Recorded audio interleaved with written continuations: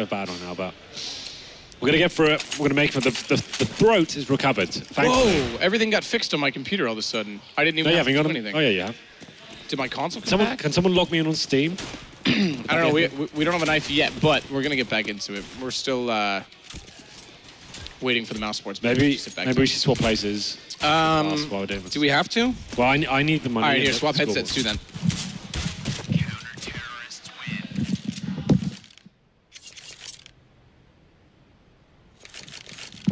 Oh, you got sweaty ears, man. Dude, yours are like gooey, though. I'd rather the sweat than the goo. Oh, yeah. When was the last time you used a Q-tip, dude? Let's go. When was the last time you used a Q-tip? When was the last time you stopped sweating through your ears? I mean, I told you, I put on like esports weight this year. Bro, I sweat a little bit. Sweaty Moretti. Shout out to Dust Moret. I love you, bro. I've got like cold chills right now. That's why I'm wearing like a hoodie and a jacket. Like I'm sweating, but I thought you were just trying to be Thorin with more British denim. I'm getting these like flushes of being really cold and really hot, so I kind of like trying to balance it. Right now I'm okay. Like the temperature's pretty good, and I'm not getting any sort of cold sweats, so we're good right now. So we've got Dennis and Devil in the knife round. Please, lads, we're so far behind Let's just get us over, shall we? Run. I want you at 59 minutes. Run. I want this down to 1 minute. What time is it now? It is 19:37. This game is supposed to start at 5 o'clock, of course, so might not be a good time to be in Germany if it's 19:37. Okay, Matt, that's the last... It is 7:37. What the... What? That's a factual statement? Yeah. Anyway, let's get into this one. It looks like we're finally ready to get into the game. LDLC.White will be starting on the terrorist side on Dust 2. mousesports, of course, on the CT side. They should be showing a little bit of aggression on the CT side. You normally boost 2 players up towards short, later towards lower B, perhaps. Finally, we are live. I think we've been talking for about an hour now, so congratulations, everyone. We have made it. LDLC.White purchasing 4 sets of armor. 1 utility player is going to be Math End, and looking like they're favouring towards the B bomb site. And here comes the boost towards short that I alluded to earlier. This is to gain some sort of information. You're not necessarily looking for a kill. This time it's a bit more passive than usual. Chris J getting a headshot straight away. And it's Fook.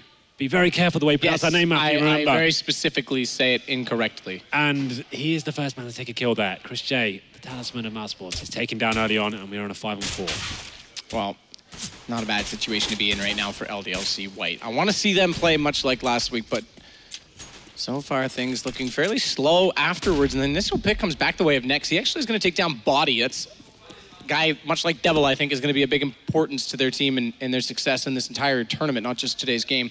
Set up right now, as it looks to be, onto the A site. It's going to be a split from both Catwalk and Long, but Speedy's gone down towards CT. And although they're pushing mid to try and compensate for that, it's going to be a retake game. And that means Speedy and Nex, the 2 utility players, only 1 with a kit, are going to be very, very important and significant. And more importantly than that, poor old Nico is only left with 8 HP, which is a big ask of him trying to come in with the pistols. Problem is as well, we've got Devil coming up the back. He's in a prime opportunity now. The CTs don't have time to even think about this flank coming in. The bomb's ticking down. Here he comes. Devil's going to mean everything to LDLC here, and it's not even going to matter. He's coming in the end to mop up. There's already been 3 frags exchanged. Just Dennis to do the work. Hasn't got a kit. Finally, Devil will punish him as well. He finishes the round with 3 kills. And it's going to be Fook as well, who opened it up. He gets 2. So pretty textbook round there from LDLC. We have a pause, of course. Why not? Let's have a little discussion. It's a good time to drink some apple juice. Yep, of course. And let's have a little think about what happened that round. Normally, most teams, they boost up towards short, right? They'll go for a bit more aggression. They'll push towards the top of middle, although at least go and face the top of mid. That's the objective there. You want to go get information, if not a kill, with the silenced USP advantage over the Glock. They boosted Chris J up on the boxes. I actually recall mousesports favouring the more aggressive approach. It's interesting to see why they opted to go on that more passive view there. He got completely wrecked at the start of the round. Chris J had no real... Brutal. Sorry, keep going. Dribble, did you say? No, I said brutal. Keep going. And yeah, so it's just once they get that kill, you're just waiting for the CT to make mistakes at that point, right? You get that first pick, you know they have to react. They stayed as a unit and executed very simply onto the bomb site, and it was a dream round for them as well. Devil with the backstab coming in, that was just everything. Like, oh, hello, Matt, you're having a nightmare this evening. What's going on? What is going on? So let's have a look at the buy coming in for LDLC. They've got 3 rifles, 2 recon players. That's going to be Twanu and Math End. They've got the MP7 and the Mac 10 respectively. And mousesports yet to buy, but obviously the pause came in from them. So I assume it's going to be some sort of technical issue going on right now. I do see an admin plugging away at a monitor that seems to be placed in front of Chris J, but I think that Chris Day should just straight up no Oh, scope, his no screen screen. turned off. Do you think like he either did it die before he died? Don't know. The or pause did he call punch came it? in when it was still after the post-plant situation. Sure. So he would have said something. Actually, I think he went down really early. We never saw it from his perspective, but he went down very early, so it's possible. No, we did. He was the one boosted up on shore. He was the first. Okay, so yeah, no, then it was definitely after. Yeah, so he might maybe he punched his screen mat. Imagine that. I mean, it's the first round of the game, Henry. Not everyone rages like you do. Bit of a sweet chin music on the monitor. What does that mean? It means like when you punch someone. What? When you punch someone. We're on camera, by the way. Oh, all right. I'm just checking the news. Before you sweat all over your headphones. It's not sweat. No, it's just lubrication. I Yeah, say. exactly. I just store it behind my ears for whenever the moment strikes me. Sometimes on this casting couch, it strikes me, Henry G. From what I saw earlier, the moves you're doing. Hi, Fabe. Hey, Fabe. Do you want to come over and sit with us? Oh, no, he doesn't. He's not having a good day. Neither am I, Henry, because I'm sat beside you. This is your life. It literally is my life. I have not been home. I've been home for 4 days in all of 2016. And you know what? I get to go home after Barcelona. Do you know how long I'm home for? Okay. 18 hours. Nailed it. So after getting here at 11 o'clock this morning, Matt, we've waited, what, like 7 hours for this game to begin? There's 7.5 hours. Yep. And we've got one round. We've done one round. We've nailed it. We've got. we're making progress at least. I think we should just call it right there. You know, walk away. Quit while we're ahead. You know what I mean? We've done one round. It's a solid round. I did most of the talking, but yeah, that's the way it should be. It was fine. It was good. It was a strong cast. Maybe we should just stop there before we get ahead of ourselves. Maybe we should get some more apple juice. Yeah, it might be all right. Give Fabe a job. I might switch to water, if you know what I mean. What, H2O? Well, I was thinking something else that's translucent, but yes. Fabe, can we get more apple juice, Fabe? Fabe's not having it. But I think we should be back on our way any second. I don't think we are, Chris actually has his headset off. Yeah, no, Chris has his headset off. So we'll have to see what's gonna happen. Back to the podcast then, I guess. So, also in the news, Henry G likes a pink teddy bear that he cuddles at night. That was on HLTV. I told you that in confidence, man. You didn't tell me. I saw you with it, and I questioned you on it. I assumed you weren't going to bring it up on a cast in front of thousands of people. It's kind of weird the way he cuddles it too. It's between his legs, not between his arms. Like how you? Like when I've got a duvet on, how can you see down there? You don't have a duvet on. Oh, absolutely not. Why do I have to keep sharing a hotel room with you? You do really weird stuff. I ask them not to share with you every single time. And yet, for some reason, people think because we cast together, we actually enjoy each other's company, and then they put me in a tiny little room, lock me in there for the weekend, essentially, with 2 little beds that's far too close together, and I have to put up with your snoring now. Well, you're the one who's scared of the dark. We have to sleep with the lights on as well. It's like being in the studio, like permanently with Sadikis in the room. It's like, well, can we just have one lamp on? No. just 2 lamps. I've told this on stream before, but the funny part about this story is the fact that you literally hate daylight. Yeah. You are literally a vampire. You once had a shower with the door open in the bathroom because you didn't want to turn on the light in the bathroom. And not only did you not want to turn on the light in the bathroom, you wouldn't turn on a light in the room. You opened the window on the other side of the room to let ambient light come in so you could enjoy your shower. I like a nice, calm atmosphere. Fake light like this on your face all the time, it's not calming. It's not where you're not gonna reach. Did you hit your head and get like a permanent concussion as a kid? I'm just saying like fake light like this is in your face. It's super bright in some of those hotels. I don't like that. I want a nice, natural awakening. I've just woken up. I've got a big day ahead of me. I want the sun. I want the world's light. It was like a rainy, overcast day, and we had a north-facing window. Still worked. Where were we then? Leipzig. Leipzig. And I'm pretty sure we actually... It was like snowing. We actually did have a north-facing window because we never had a spot of daylight. So you are lying about sun. You would just literally hate lights. I just don't like those super, super bright lights in the morning. They kind of give me a headache. And that's not the way I want to start my day with a headache. That's the way I start mine every day. I wake up in a hotel room with you. Well, so maybe we should just meet the middle ground and both have headaches. I'm turning on all the lights tomorrow morning. Or you just keep drinking all that apple juice, you're definitely going to have a headache tomorrow. So that's what you should probably do. That's the normal night. See, I've literally Cologne Carnival. Can we talk about that? That was fun. So I was supposed to be there quite early on and hang out with Machine, Joe Miller, a couple of the ESL people, among others. And unfortunately, I shouldn't say unfortunately, I had a great time. Don't get me wrong. I went to Assembly with Natsu casted there, and I came in late. I'm kind of glad I came in late to Carnival because I showed up at 6 p.m. on the train Monday night. Mm-hmm. Literally, the train doors open, and it was a zoo. Just like this guy dressed as a clown, this guy dressed as Jack Sparrow, this guy dressed as like a burglar, and just thousands of people like that. I walked out ended up talking to a cop, and the cop's advice was, they brought in more cops after like the sex issues they had. I know which over line New he Year's. said to you. I'm interested to see how you're going to tell the story. So he literally goes to me, like, I was like, where can I get a cab? He's like, well, they're normally up there, but good luck tonight. So I was like, well, I think I'm in walking distance. Like, here's my hotel working. He's like, oh, yeah, it's like 3 blocks that way. Just go around the church. And all right, we are getting back in. So he goes, oh, well, hurry up and put your hotel in the room because you need to go out and get laid. That's all he said. I was just like, this place is amazing. Solid advice from the Went to the first bar I could find by law, myself. Yeah, exactly, right? Go and get drunk and get laid. Get laid, yeah. And from a police officer, I very nearly took a picture with him because it was pretty hilarious.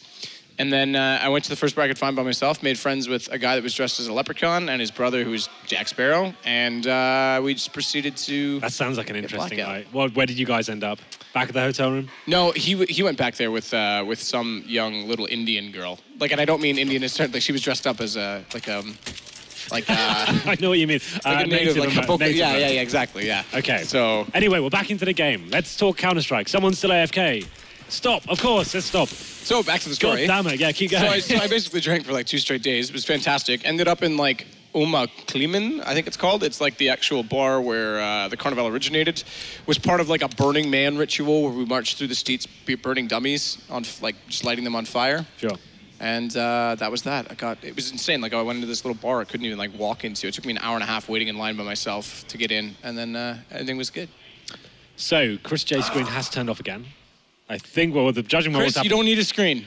Where is he? Tell him to man up. I literally, do you know that meme, like the no monitor, no problem? Like, is that a meme? Yeah, man up. No, it's quite specific. It's like for this situation. It's like the Asian like LCS player where they like, I think it's actually a StarCraft player, and they like memed out like a bunch of different scenarios for it. But okay. Chris doesn't need a monitor. Come on, he's the most experienced guy in this team, best scout in the world. Crazy, he doesn't need a monitor. Tell him to come play out here on the caster desk. So if you are joining us today, we've actually got 4 best of 3s to handle today. And this is the second round of the second game. It hasn't gone 79 rounds yet, though, Henry, so... True. It feels like we're kind of bringing this curse to every single event we attend. That we're breaking world records or world record delays. It's your fault. But the last game was, I think, scheduled for 11 p.m. So whether that ever actually happens will yet to be seen. But it's going to be a long night out. I know we're casting the last game, so prepare yourself. We're going to need food. We're going to need lots of apple juice and lots of fun and jokes and just a general good time. How do you feel about that? I'm good with it. We're going to have to deliver entertainment to people to keep them engaged with the cast. If anyone's around the Crayfield area, they should be here. Or if you're in Cologne, because if they you go allowed on to the come today? Autobahn, it's only like 25 Is minutes. it entry today as well? Speed. Yeah, why not? I'll let you in. You come. Tell you what, if you're in Crayfield and you're not here, I will let you sit between Henry and I. You can't say a damn word or I'll punch you, but you can sit between Henry and I while we cast. Yeah. So hurry up and get here. Or just come and have a nice time and don't get punched. Don't talk, and you won't get punched. Or we won't punch anyone. No one's getting punched. What was that? What was that term you used for punch in the face? What was that a minute ago? I don't know. When did I say that? I don't know. Off cast or? Yeah. Oh, sweet chin music. That is the dumbest thing I've ever heard. It's like a wrestling thing, like a WWF thing back in the day. That is also the dumbest thing I've ever watched. Tweet me who it is. Sweet chin music. I can't remember. Dude, that is. Shawn Michaels, the producer knows it. Producer, I didn't like you when I saw that StarCraft was the highest thing on like the browser, and now I definitely don't like you now that you like WWF. We're gonna have a good week though. Keep it real. He's gonna meme me all weekend now. Yeah. Well, okay, Matthew, we've done pretty well. We've been filling for about 2 hours now, it feels like. So let's keep going. Yeah, absolutely. Let's just keep going. Let's see how obscure we can go with this. So we've talked pretty much about every little bit of relevant CSGO news that could possibly happen. What's coming in the future? We've done the past. We're in the present right now. We're looking forward to the future. We've obviously got news for the future. A major qualifier coming. Skip that. Let's go back a week, or rather not skip that. Rewind. Whatever the word is. ESL Barcelona. I needed to be careful. Yeah, that's true. We've missed out that one. Because that's going back to the former IEM format where it's kind of like the fans vote, pick the game map. show format. Yeah, game show format. No way. Yeah. I can't say I was a fan. I actually think it's a really cool idea to do. It's interesting. With the amount of events that we have, like once a year, twice a year, I'm down with it. To be fair, like, at least it's a little bit of a lighter note. Like everyone feels like they can get involved. And the only thing I don't like about it in any sort of thing is randomness within CS:GO. Right? Obviously, it's not random to an extent, but if you have a massive fan base like FaZe behind you, like you're just gonna be picking their best maps, right? Surely. Absolutely. If you've got something like that, like, and that's gonna be. Here's the thing. I want to see some more creativity this year. I want to see some Chargers-only tournaments. I want to see just one. I just want to see it tried. I want to see it tested, and I want to see it played out. I don't. What a waste of time that would be. No, it's actually not a waste of time. It's an exact finite amount of time. Well, I'm looking at the match server, and we're still having the same issue. We have done one round, though, so... So, ESL Barcelona. Let's get back to that. Yep, go on. Game show format, like you're saying, we've got a good number of teams there. You and I are casting together at that one. We are, well, potentially. What do you mean, Well, ESL, like, it's not like you have set duos, No, right? I know, but so we're both in the casting capacity. Yeah, of course. I'm not hosting a desk. Oh, no, I thought you said you were. No, that's another one that's not announced. Don't do any more spoilers, Henry. That's the trick. Don't drop any more clangers. It's another one that's not far beyond that. But we do have the major qualifier. You're not going to be there. They aren't bringing over Anders and Semler, simply because there's so much going on in the schedule. Everyone needs time off. So they're sticking with the North American core, which is great. You get to see good, though. Launders those there. Guys, some of them were left out of the actual Launders and major, Helium right? Umbrella will be there. I was disappointed not to see Blue come back in after his contribution at the minor there. But I think this is them just kind of shuffling the talent pool as much as possible. Van Silly is another one that would have been cool. But the qualifier itself looks very, very promising. I think the minor system has introduced a dynamic of bringing in new teams like Mongols.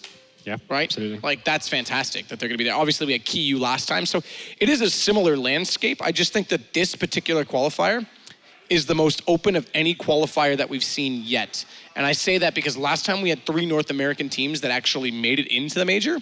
We have 4 that could potentially qualify this time, and I'm not going to say that any of them are safe right now. Sure. I think that it's completely wide open. So it's comprised of, obviously, the last chance qualifier winners.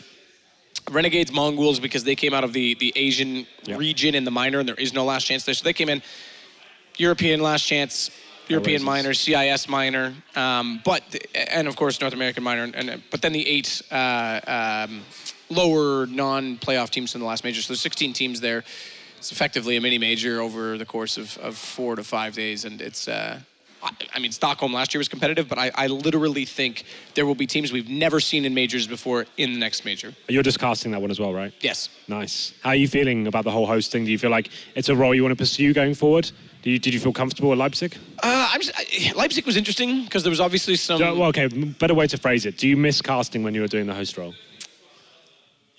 Like, here's how I kind of saw it.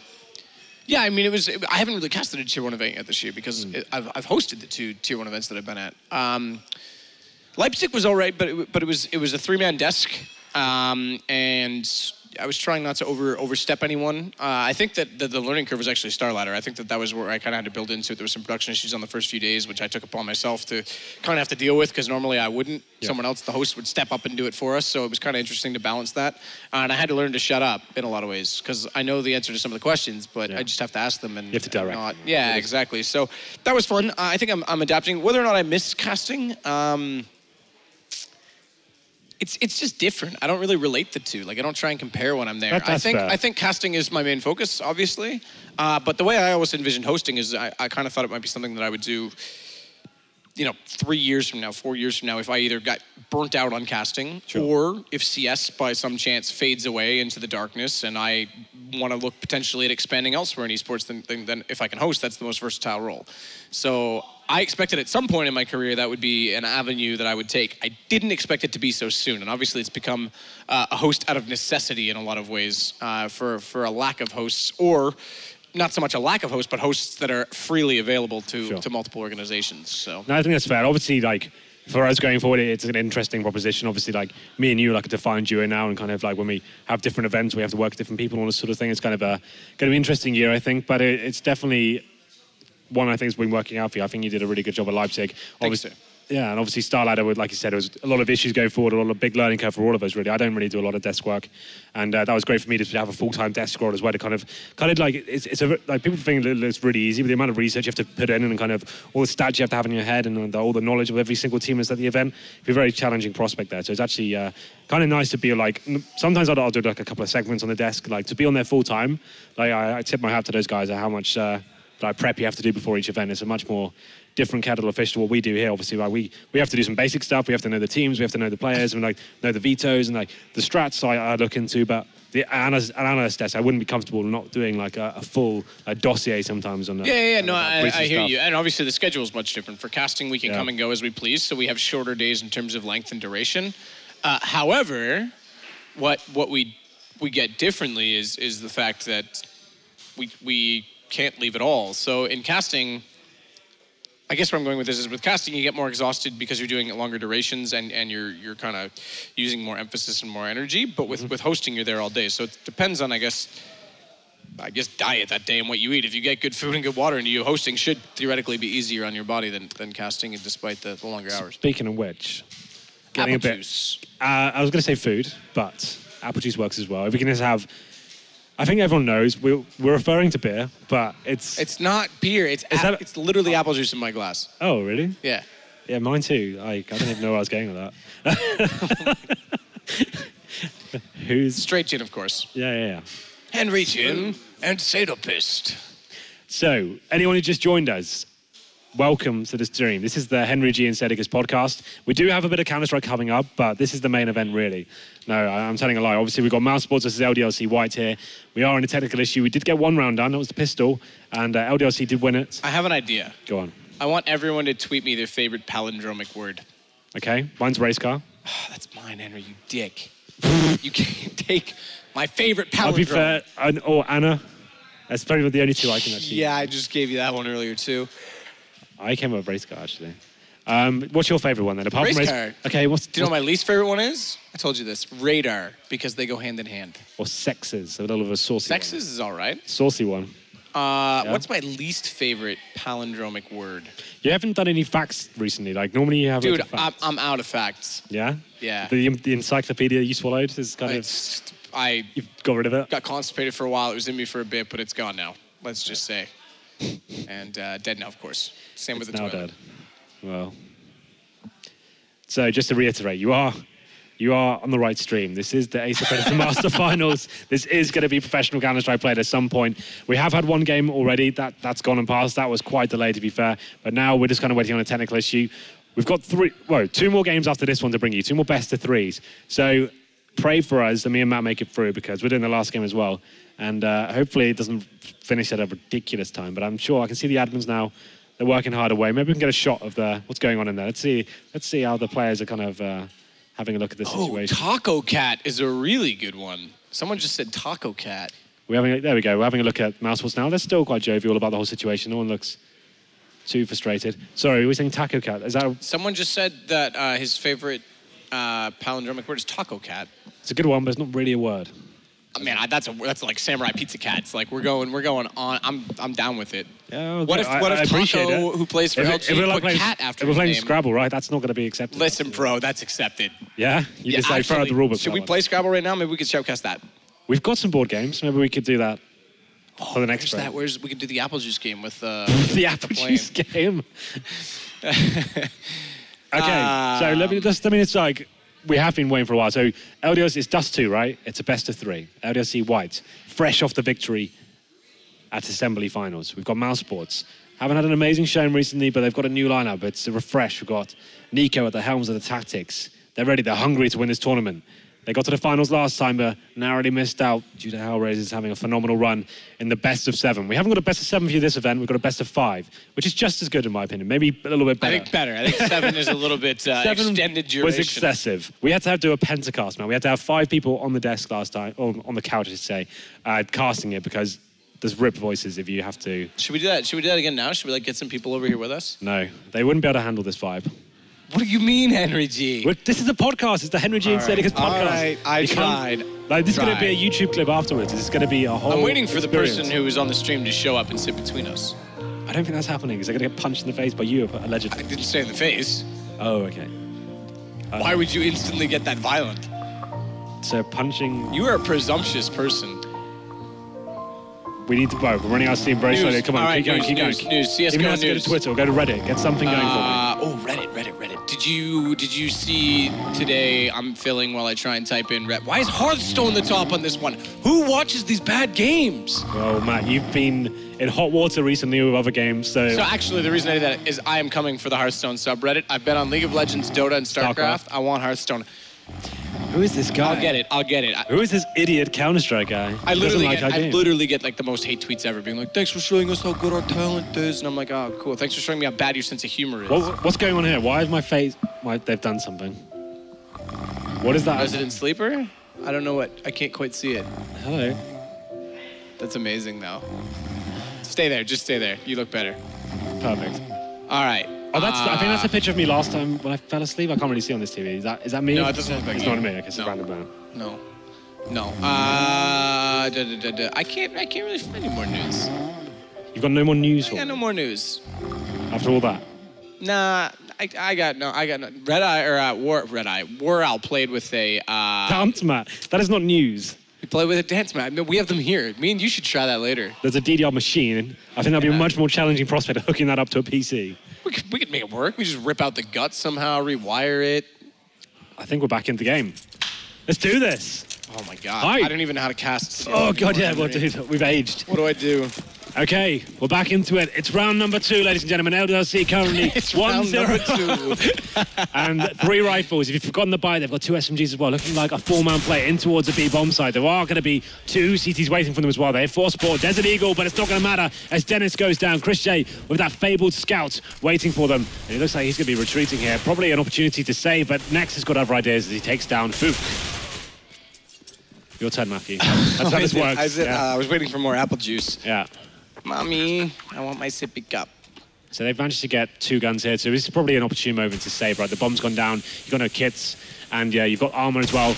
Oh, okay, Chris J. Good lord. We said he was the best scout player in the game for a reason, showing it off again. So good chance for them to counter-strike here, Henry. Go for the eco. Yeah. As the eco's going to walk inside the B site. AK-47 firing at the back, but they haven't checked off closet. That lets Body, with the close proximity, use the MAC-10 to his advantage. 2 headshots going the way of LDLC, and suddenly it's a one-on-one. Speedy, he's lost track of the man in the back of the site. Okay. And now they're dancing back and forth. Toinu and Speedy to fall away. Bomb still ticking. Gets the kill, but has absolutely no time. So with a little bit of luck, a little bit of fate, LDLC.White will pick up round number 2. That was actually really interesting. Like I was saying before, like at the situation, given what was going on, it seemed like it was the perfect opportunity to save some guns and see what they can do with that. But that, like I was saying, Devil's saying, nice shot, Chris. That shot was incredible. The fact he actually managed to open Told up you around didn't need a there. monitor.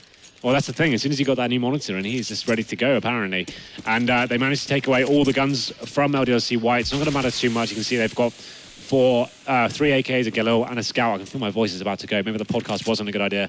Let's keep going. Okay, Matt, take over. It's not my fault. No, you're going to solo it now. You're going to... Henry, what's wrong with you? Are you... Oh, guys, he's finally dying. Yes! Finally happening. Good nade damage onto Chris J and Dennis. They'll drop down to 50 HP each, so equal damage to both. Equates to 1 kill mathematically, Henry, but unfortunately it was not all to one person. That's how it works. Toinu Body, they'll get kills back the other way. Next in Chris J, and Speedy's going to throw that gun further back so it can stay in a safer distance on a safer spot, but unfortunately Nico can't use it to any avail. And 5 members will stay alive for LDLC. This will start to build their economy slightly, but we are going to get into the first gun round.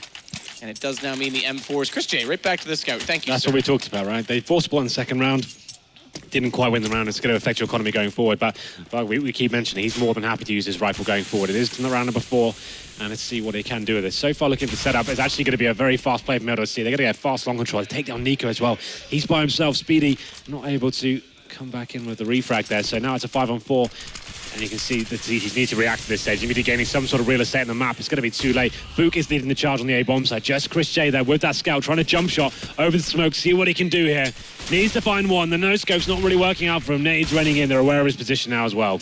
Well, that makes it a little bit more problematic. It's not a bad attempt to try and use it from that elevator spot, but Speedy to hold catwalk gives them a bit of a chance to try and at least retain this site, retain that retake potential as they want to try and keep them locked in on the platform. However, it doesn't give them the kills. And Dennis, with the only M4, tries to get away. Methen's going to find him, knock him down on the CT spawn.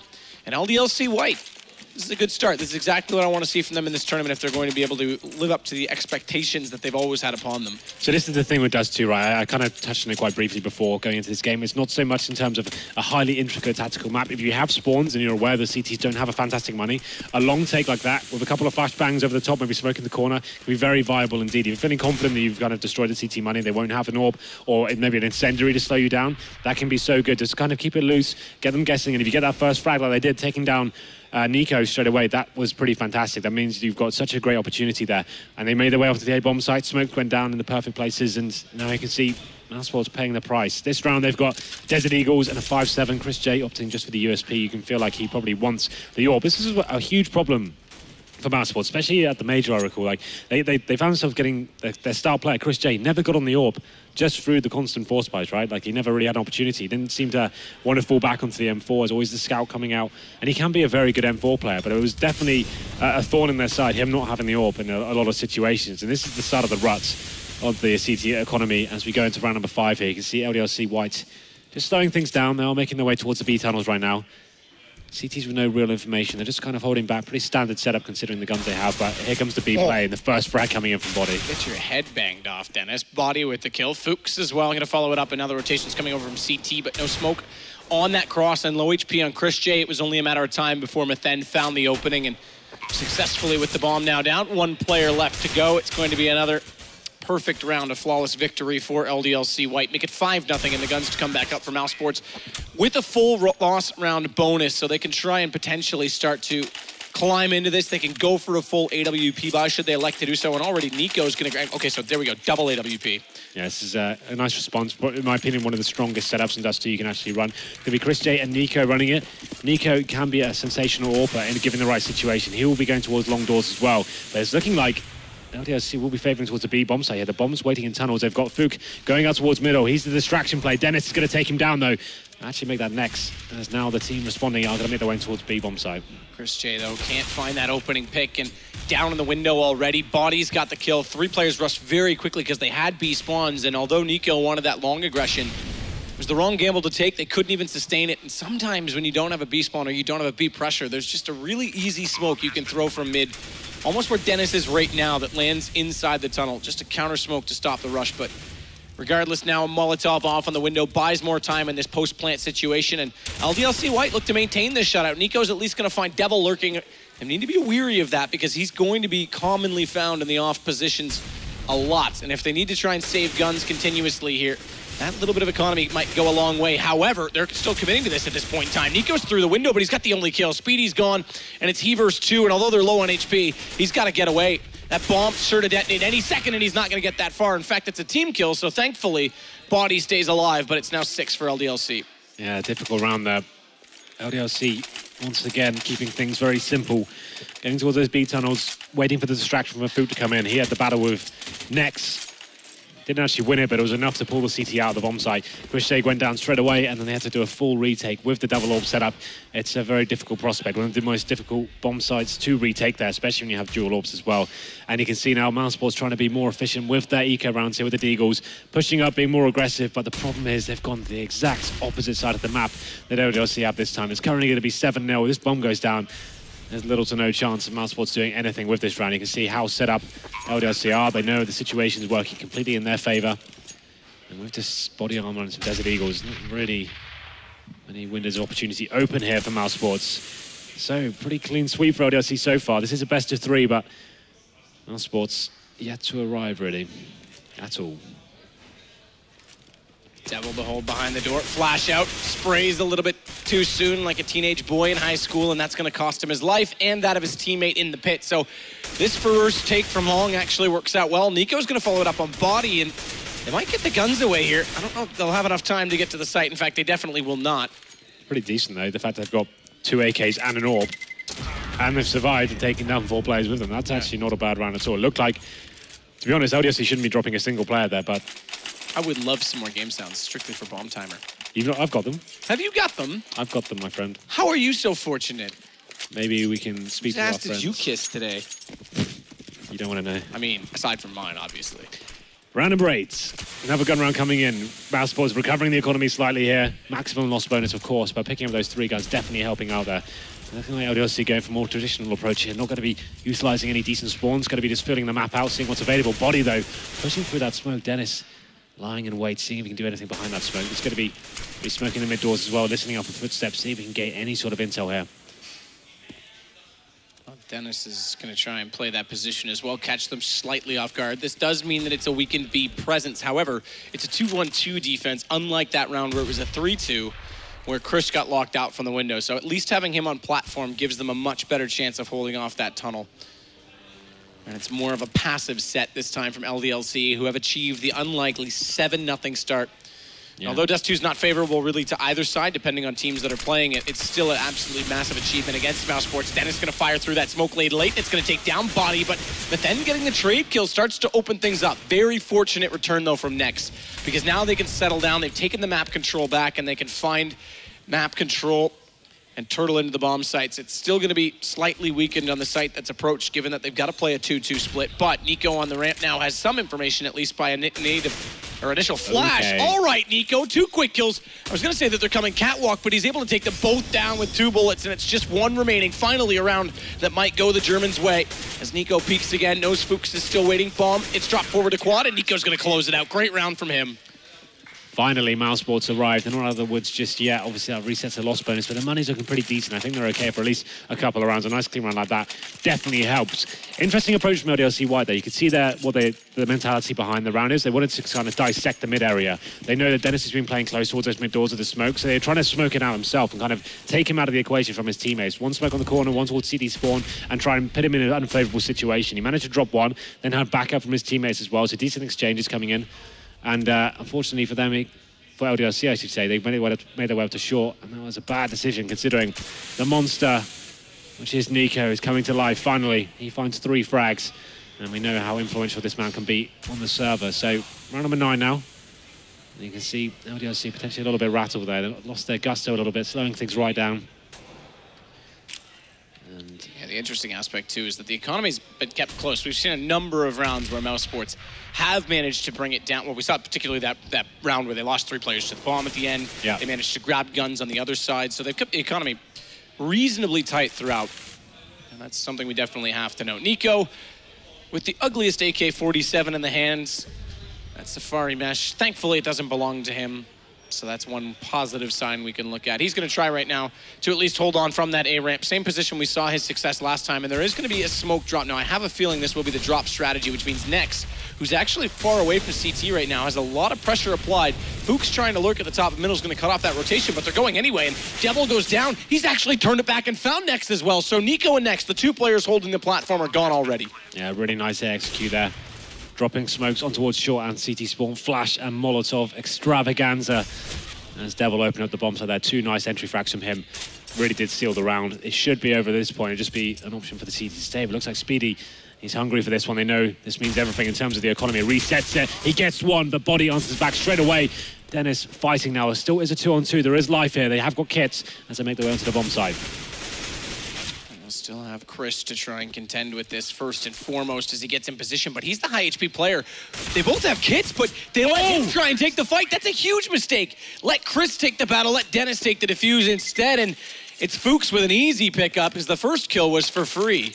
Absolutely, that was a big moment there. They found the frags, made it down to a 2-on-2, but the short bomb plant, it can be such a difficult situation to try and recover, especially when you don't have the utility, the smokes or an incendiary or even a flash to hold them off.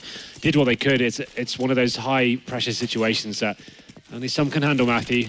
Unfortunately, didn't really work out for them there, but they still had enough to buy. As I said before, they had a nice clean round before in terms of the first one. They have been reset now. Dennis must have got hit on cross. Where's Dennis playing? He is in B. Yes, he must have been, yeah. But 50 HP is kind of peculiar. But he's on the M4. We still have got 1 AWP on Chris J. So legged through the door, I guess, with... Yeah, I guess that makes sense. I haven't seen someone lose a full, like a perfect 50 in a long time, so I'm trying to do math in my head. Regardless, it's going to be another... You can see now the mentality. The LDLC may be aware that they've reset the money. They think, oh, okay, maybe an eco is coming in here, but just going to be not taking any risks here whatsoever. They want to make sure they feel like every sort of situation. Flashing off key positions. See, Chris J now has been pushed off back towards the car position. And looks like they'll be setting up for a mid-split here. It's going to be Devil being fantastic, and he's opening kills. Gets another one. It's Nico, one of the biggest scalps to take down on mousesports. He's the one that drops. And now the CTs need to react once again as they're in the man disadvantage. Dennis this time turtling inside that B site, needs to be careful and a little bit cautious of that mid position, but right now the pressure, fortunate for them, is coming from the inside of the tunnels. However, unfortunately, it's easily picked up. It's another easy entry for Fuchs and Toinu, who will march forward, get another bomb plant, and force Mouse to go back into hiding to go for yet another save. And worse still on top of that is that we've had a reset with a decent save last round, and this is going to completely tarnish the economy for mousesports. This game's going from bad to worse in so many ways. Yeah, so like I said before, like they did definitely have enough to buy even after the full reset this round, but Another disaster, really. Devil just walking out middle. He finds that first pick onto Nico.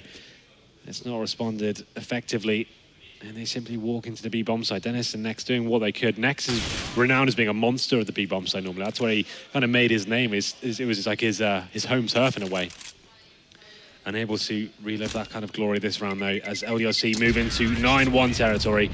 Speedy and Chris J do survive with the M4 and AWP respectively, so definitely can do something with this round. An AWP on Dust 2 on CT side. If you can think of a strategy or some sort of aggressive pick to get that first one, could be so effective and could be enough to win you a round on its own. But let's see how the CT decide to buy into this round. They're going to be the more conservative approach. They're not going to try and force everything they have to try and make this round work. They're going to try and make that AWP and M4 do something for them. They know it's not the end of the world, and this is the aggression I'm talking about. Chris J now should be boosted up towards lower B, it looks like. Yeah, he will be. And there's going to be a customer for him as well. Whether he'll be able to take him out is yet to be seen. Well, Chris isn't exactly, we're seeing it right now, he's not exactly peeking that lower tunnel just yet, and they tried to scurry together so that he wouldn't fall off Nico's head and getting there, but he has gone down twice now. So maybe they didn't get another monitor for Chris J. Well, but this is interesting, because as soon as he's gone back to long, this is where the pressure is going to be applied. Spots that first flash, but it's the Molotov stack on top of it. He nearly walks into the flames. Manages to evade damage. Good first shot on Toinu, but then immediately jumping over the ledge is able to get in close proximity. Good flash through, but better position from Devil. He's going to pick up 2. Despite that they managed to get Fuchs at least 1, it's all working out so far for LDLC. Another bomb planted, and although it's down to the 2 versus 2, it's planted for Catwalk once more, and that right now, unless Nex can find this kill immediately, is out of business, and that's going to make things extremely hard for Nico. Yeah, this is a round they couldn't afford to lose, right? When they got this 2-on-2, there's no option to save. They need to start winning some rounds right now.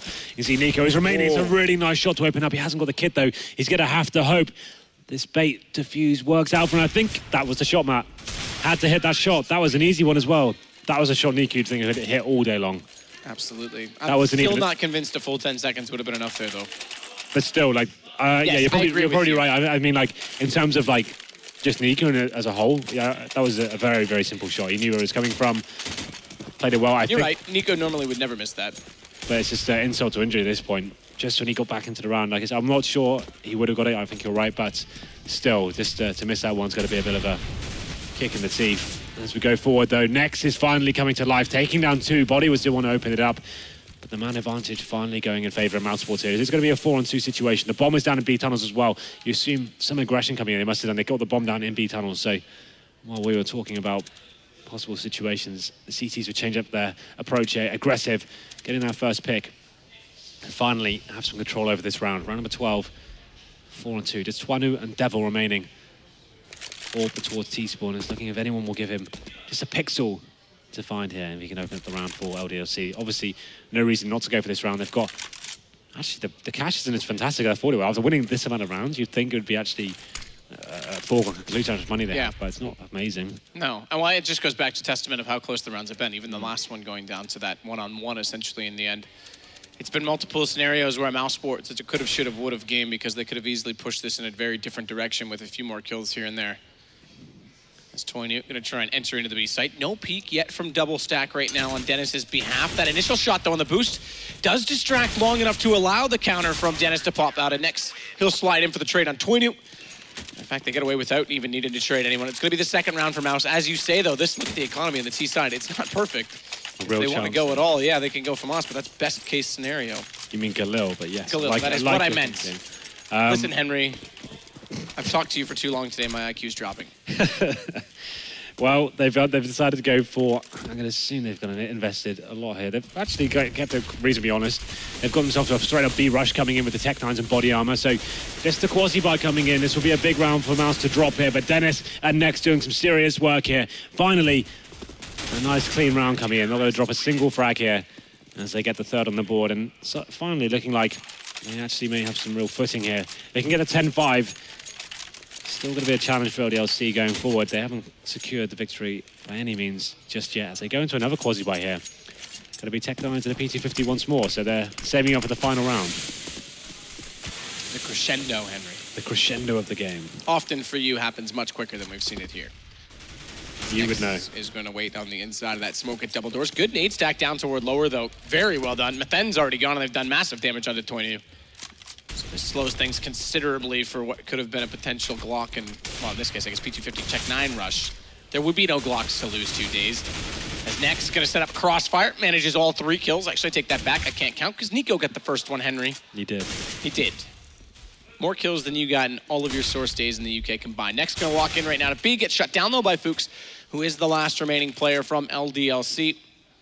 And the bomb dropped inside middle though. It's foregone conclusion that this round will now make the 4th for Mouse, and a bit of a chance for them. 10-5 is reasonable and manageable considering how poor this half really was. Yeah, the initial scoreline looked like this was going to be a complete runaway game, but all of a sudden looking a lot more attractive here for the German side here.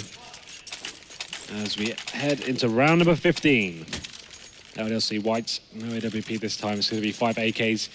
I would assume they'll go back to that AXQ strategy that worked so well for them. They got the double entry kill. That would probably be a go-to approach for me going forward. But they've got that long spawn once again. Going to be taking it. Nico has been flashed off. Will the CTs decide to retake it? They're actually going to decide to surrender pretty early on, and that's going to cost them because Nico just doesn't time it well, and he gets taken down. That's a kill for free for Body there. And now the 5 and 4 is true once again for the French side. Chris J watching that cross as there was a slight gap, but he couldn't take advantage. Instead, it's Speedy that will greet LDLC on the platform. Takes down Toinu first, and he's still got a chance to try and catch the Magoose. They line up, but it doesn't go his way. He actually goes down in the end. But Chris J and Dennis are right there to compensate for the deficit, and it's now a 3 versus 2 in their favor as the bomb gets planted. All 3 with kits. As the money built quickly for the CT side. Watch that smoke though. Body, he nearly lines up too. Thankfully, he stops firing before Nex ends up with nowhere to hide from the bullets being sprayed in his direction. And now it's all on Fuchs. Spotting the first at elevator though. It gives him a chance, but Nex hits him midair, and that'll get the defuse. It will be 10-5 at half, and that is a decent recovery. Absolutely. Getting 10-5 from that initial deficit is actually pretty impressive. They've kind of got the mental fortitude to hold on and keep pressing. And you can see, looking into the booths right now, actually look pretty calm.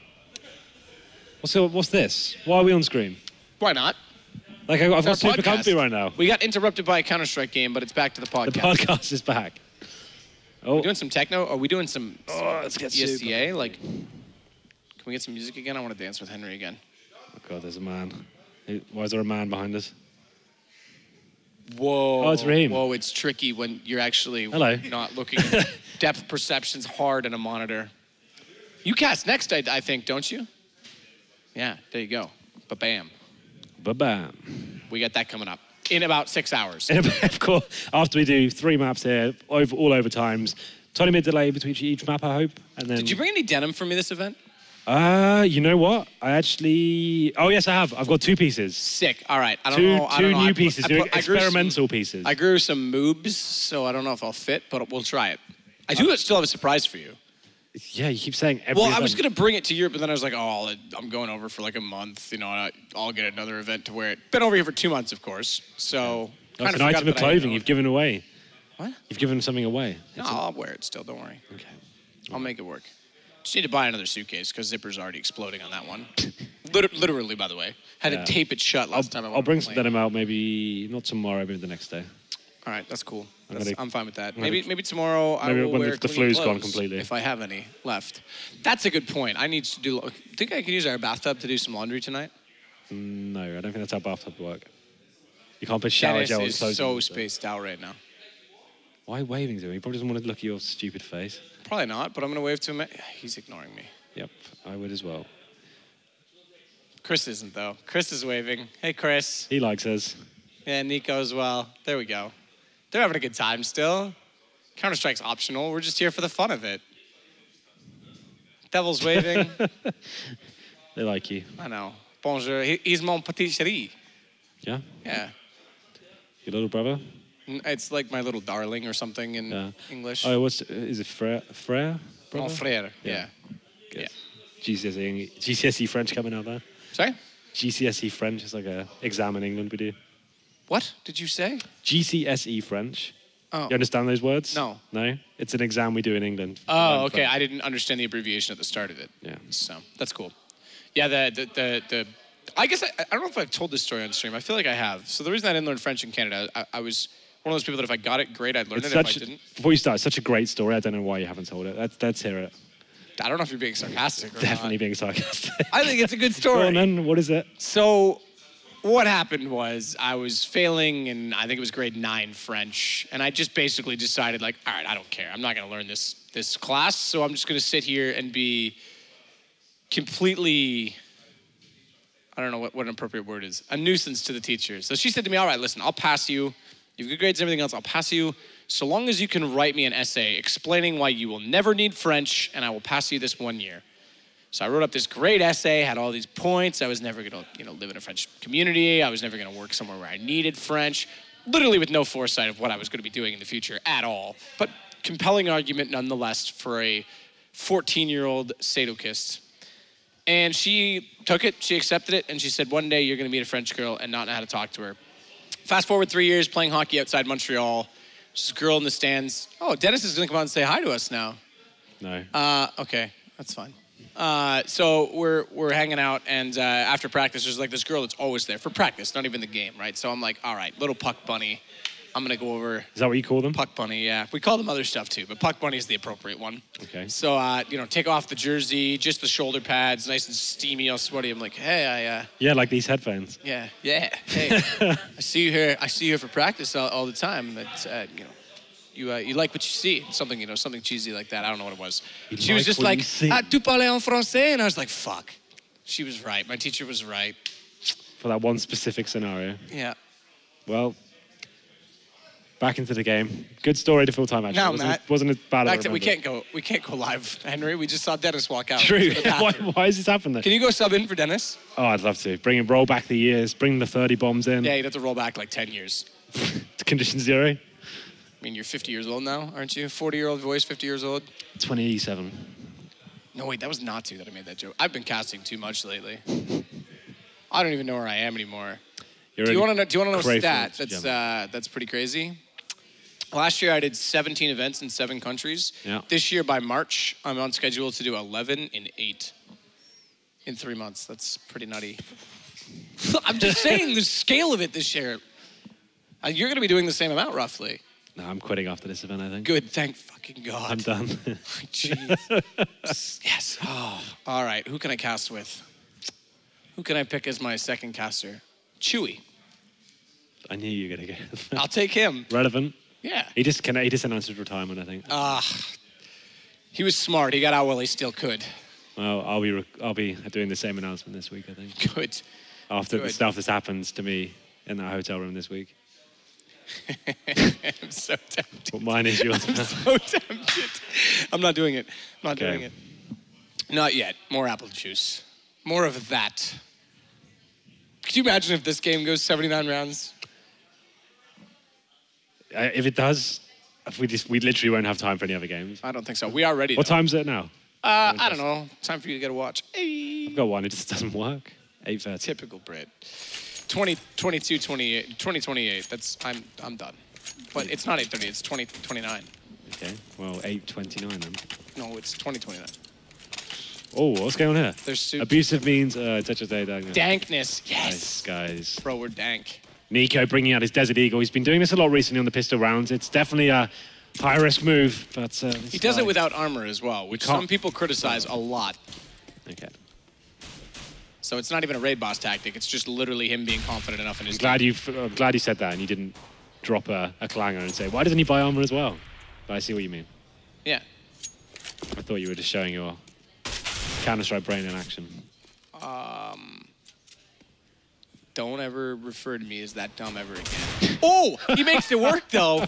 And he gets creative in Suicide, jumping up on the stairs. That was a well-placed bullet into the head of the devil. Just like that, the world's problems are solved. Nico, one of the... If they could just put a bullet in your head, Henry. Come on, this is the first game. I'm sorry. Build up slow. You're let's right. Let's not go to murdering me in the first map. I'm going to get arrested as soon as I leave. You've gone from punching the audience to shooting me in the head. It's a lot of anger. Anyway, pistol round is important. Let's go back to it. 5-on-4. LDLC, though, answering back. It's Mathen who takes down Dennis. mousesports not really capitalizing so far on the 5-on-4 situation, but there we go. LDLC going aggressive. Next, though, to find 2 lovely placed Glock headshots now. That does open up the map and bring the advantage back in their favor. 3-on-2 now. There's Twanu and Body having all the greatest positions here. You can see Twanu trying to do what he can from CD spawn, getting FaZe out of position, and that's going to be it. Body just left now in the 3-on-1. Bomb will be planted on towards the A bomb site. Not really much he can do here. No kit, just body armor and a P2000 to work with. Needs to find an opening kill here. At this stage, it's more for the extra prize money of dropping a couple of players with him. It's almost an impossible win It has to be an absolute blunder from Terrorists here to have even a chance of getting into this one. That's the first one, though. That works. And there it is. He gets that extra little bit of cash injection, but next with his third kill of the round, seals the deal. And this is the start of the campaign for mousesports. It's what they needed. Devil waited that long to say nice shot to Nico, because he even knew. But this is exactly it. You're right. This is the exact start that they need. Why in the studio right now are all the lights green except for one panel that's blue? My OCD is going insane. Oh, yeah. Oh yeah, just remember, I don't give a shit. As we go forward into the second round. It's going to be the force buy from LDLC. That's an interesting one. We saw how that worked out for mousesports, right? When you do the force buy, you lose that round. And that's when the rot begins, Matthew. Especially when you have this sort of lead. I prefer to just make sure you have the orbs going to the first round and make sure your key players have everything they need. But they've gone all in here. Haven't even saved a bit of cash going forward. Twanu as well with the 5-7 on body armor. Nico scouting out towards Amadero with the UMP. That Devil boosted up into the 80 spot. I always, actually, the opposite side, I should say. That's kind of interesting. Yeah, that is. I Yeah. haven't seen that in a while. Yeah, you were wrong about that spot, Henry. I was wrong, Matthew, for the first time. Make sure you odd shot it, guys. First time, all right. From now on, odd shot every time Henry's wrong.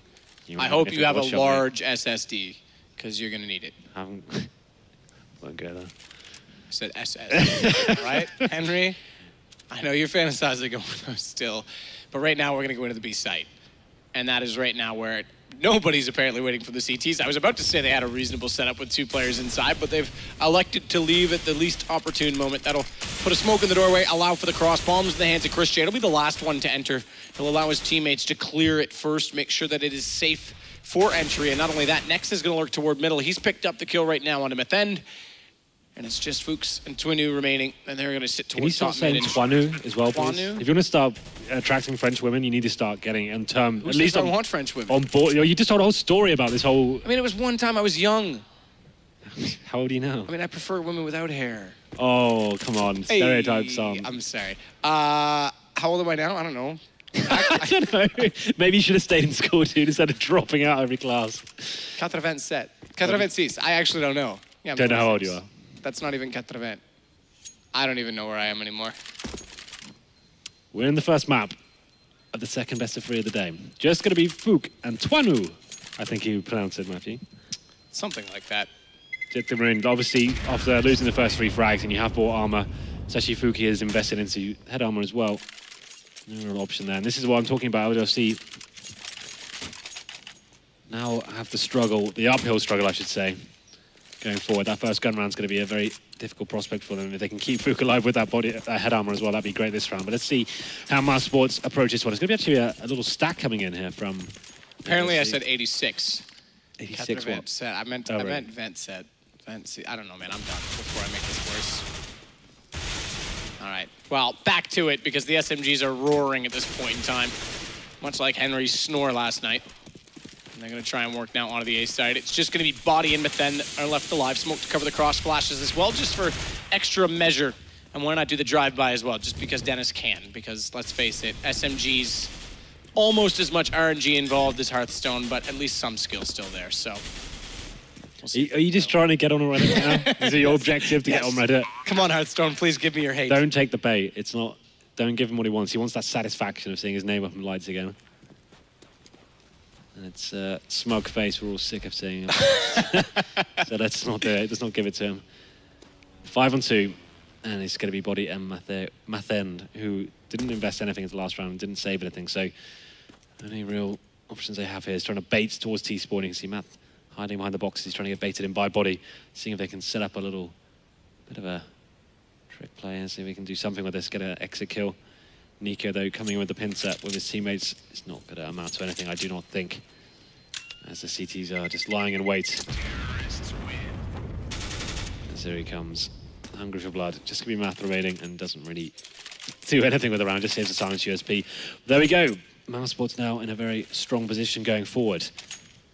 We enter the first gun round now, and we'll see how this affects the buy of LDLC. This is exactly what I'm talking about. When you have this lead, you're the underdog, especially not like you're the stronger team. Like teams like Envious and Fnatic, you can justify for them that the world's best players, right? They beat anyone on paper. These guys, they're known for crumbling at some events and not really showing up. They've got a great platform to work on. They're going into the first gun rounds with Max Evans and Famas's No kits, no nades as well. They've just lost the first frag as Fook goes down. This is really audacious from Tonu right now because he has the chance to just get out of there after losing the first kill, and there's no smoke to cover his exit, so he actually overextends. That gives the trade and back to favor of mousesports. That could have been so much better if he just bailed, if they just turtled instead, because like you're saying, their economy's not great due to that forest buy. Now they're left with a shotgun. They can't get toward those rifles. Yeah, absolutely. Let's see what they plan to do here. No one really reacting as of yet. If you see, I don't know if we have replays at the end. I want to see a replay of the perspective we just saw at about 1 minute and 16 seconds in this round. I think they just did something really cool too, but I'm not sure that it was intentional. Who's they? I think that the T's did something very cool to keep the rifles non-grabbable, but They nade them or something? I think they naded them back down toward long so that they weren't sitting where Devil could get one. Interesting. Well, we've got a Famous, a Max 7 and an M4, no kits, and a couple of flashbangs to hold off the remaining German side as mousesports do advance up towards long. It's going to be an opening kill, though, from the shotgun. Somehow Devil makes it work at that range and brings it into a 3 versus 3 now. He gets information as well. The time's ticking away. They're going to be fully committed at this stage as they go over towards the crossover now. It's going to be Chris that leads it with bomb in hand. He's got the scout, surprise, surprise, Okay. but it's Chris J going to the Tech 9. Ooh. That is literally the most scary setup, I think, round 2 in the game. Good play from Ethen, though, because he denies the bomb plant, which means Body can buy time. There's 15 seconds left, and now he's got the kill on Next. This has a real chance. Speedy needs to be careful about how he retrieves and goes about this situation and goes for the immediate safe plant, but Body, with the FAMAS, can try and line him up. First gun round in a second half. This is so crucial if LDLC.White want to maintain the lead. Quick little one-way smoke above the box at long, and they're still going to be able to spot each other up. Speedy goes for the exchange, but the barrels will do most of the brunt in this. They'll take away all that damage, absorb the bullets coming his way from Body, who continues to dance and buy time, but without a kit, he's going to have to hustle this up. It nearly goes his way. 43 HP left on Speedy, but it's Mouse to take the round. Such a huge round there for mousesports to start this campaign and the comeback, but they win it, and you can see now the CTs, after doing everything they could, it was a 4-on-3, the Devil finding some sort of incredible play at the shotgun, peeking. That's such a weird face to go for, right? Like, you didn't have any other options for, well, I need to find one here. Finds it, and they delay the bomb, they delay it, it comes down to the 1v1, and if they had won that round, it would have been absolutely nuts, but unable to make it happen this time. As we go into round number 20, another simple play coming from mousesports. It's getting long control here. The CTs only have pistols to work with, so you'd assume this round is only going in one direction. As they do get the first frag, it's Twanu who gets dropped first.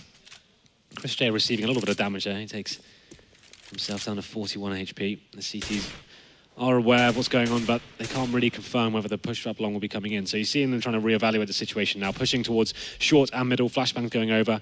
It's going to be Fook and Matt who are scouting that area with the Deagles, seeing if they can just find a kill towards lower B. Anything to work with here, as they are pretty much lying in certain death right now, as the T's basically in this kind of mentality. You know you've got so much time to work with after finding that first initial opening kill. You can just wait for the CTs to make mistakes, try and find real set on the map, and then it's going to run into your crosshair at some point. It's quite disciplined from LDLC so far, though. As Dennis, you can see him all the way in T-spawn as well. He's just looking for any sort of B information of them pushing tunnels. Not going to spot anything just yet. He rotates it over towards long as well, but aim of the game right now is they've got 45 seconds, still just trying to find another pick, secure the round, and give themselves a real good platform to work on here.